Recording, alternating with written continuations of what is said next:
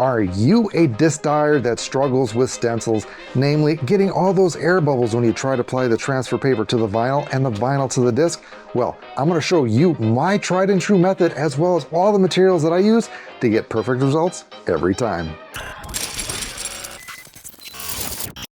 I'm working on the stencil for the Dye-a-thon live stream, and I figured this would be a great opportunity to show you guys how I prep my stencils and put it on the disc.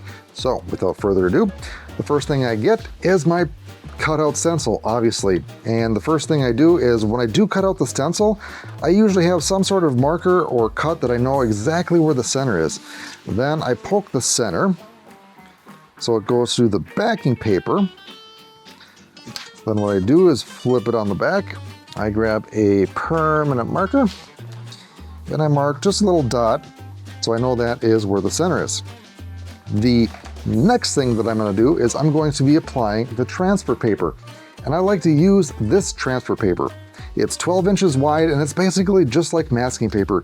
And it has the perfect tackiness where it grabs the vinyl from the backing paper, but it doesn't stick so hard that the vinyl just sticks to the transfer paper. And what I like to do is roll a little bit out, tack it down to my table, roll it out, grab some scissors, cut it just like Christmas paper. I've cut enough times to know how long that I need to have this, or how long this should be. Then what I do is I kind of taco it down onto the vinyl. And the nice thing about this is this transfer paper is very forgiving. So I lightly put it down and I just do one line crease here. Then I take my felt line squeegee and I work from the center out. And like I said, this transfer paper is really nice because the air bubbles will come out when you squeegee it out. So it's not super tacked on there. Just give it a nice rub down like that. That should be good. Then I flip it over. Then I re-punch or re-poke this hole because I want to see where the center is on the front. And I'm going to grab my permanent marker, make a mark.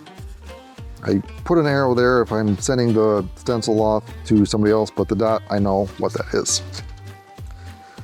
Next thing is I prep the disc. So I'm using the disc that I use for the wipe challenge or the experiments. So the stamp is still burned on there, but still works with this. This should be good, but I'm going to give it a quick wipe down with isopropyl alcohol. And what that does is it cleans the disc of 1, any dirt or residue. 2, sometimes during the manufacturing process, there is a release agent that they use or something that the dye does not like to penetrate. So giving this a good wipe down will help the dye actually absorb into the disc. And you don't have to use isopropyl alcohol. You can use soap and water. You can use a magic eraser. If you do use isopropyl alcohol, just be careful that you may wipe the stamp, depending on how hard you scrub. But I haven't had any issues, but Anthony for Bodanza had some issues with that. All right. So I'm going to grab my Disc-Align Pro 3000. And what this is just basically a PVC jig that I created that you can buy on the Dyers Guild website, as well as I have plans if you want to make your own, and it's super easy to make your own. But what I do is I have the laser that goes for it, and it friction fits right into the center of the tube, and that marks, and I can mark where the center of the disc is going to be. In this instance, I'm going to be applying the vinyl down on the disc. There may be instances where you want to apply the disc to the vinyl, but I prefer to do it this way, and this is the right way, of course. But again, it's just all preference of how you like to do this. Actually, I'm going to scoot this out of the way and peel up the backing paper from the vinyl. Take my little weeding tool, and when I peel it off, the backing paper off the vinyl, I go at a sharp angle to make sure that the vinyl does not stick to the backing paper. And if it does, I'll just go back and take my squeegee and go over it again. But this is a relatively simple stencil, like that. And as you can see, I don't see any air bubbles right now, but we'll see how it is when we put it on the disc. So I'm just gonna scoot this over. And I'm going to line this up as best as I can. And I'm going to apply the stencil and lay it down. And I like to go like a taco because I want the center part to touch first. And I slowly go down till it touches the disc. Then I gently release one part of the stencil. And I take my finger and I just gently go from the inside to the outside. And you want to be more careful on domy disc because there's more of the concaveness of the disc where the edges are a bit harder to get. Then once I have that laid down, I just take this off because I don't need this anymore. I'll scoot it over there, put my laser away. Then I'll take my felt squeegee and I'll just, again, work my way from the inside out, taking my time to make sure that we don't get any air bubbles or wrinkles, hopefully, on the disc. Like I said, domier discs are hard because on the edge you have the concaveness, so you're trying to take a flat piece of material and put it on something that is spherical. So with practice, you'll get good at this. And depending on your design, you don't have to go crazy on the edges. If you're, like I said, if your design does not go all the way to the edges, which this doesn't, so I'm not horribly worried about it.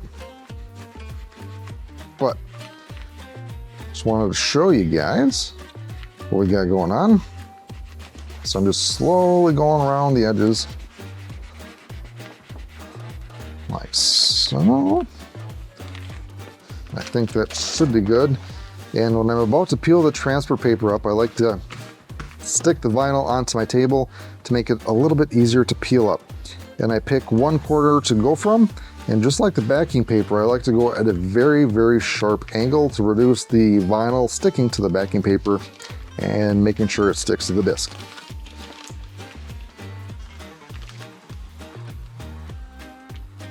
As you can see, we are looking really, really, really good. After I peel up the transfer paper, I'm going to go over and check to see if there's any spots that I may need to pull down.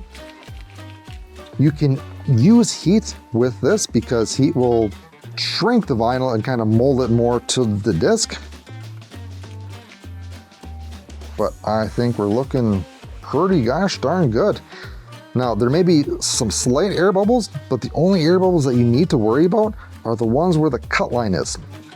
So if there's any bubbles on any of the cut lines, you want to make sure that you tap those down and press those down as best as you can, because that's where the bleeds are going to happen.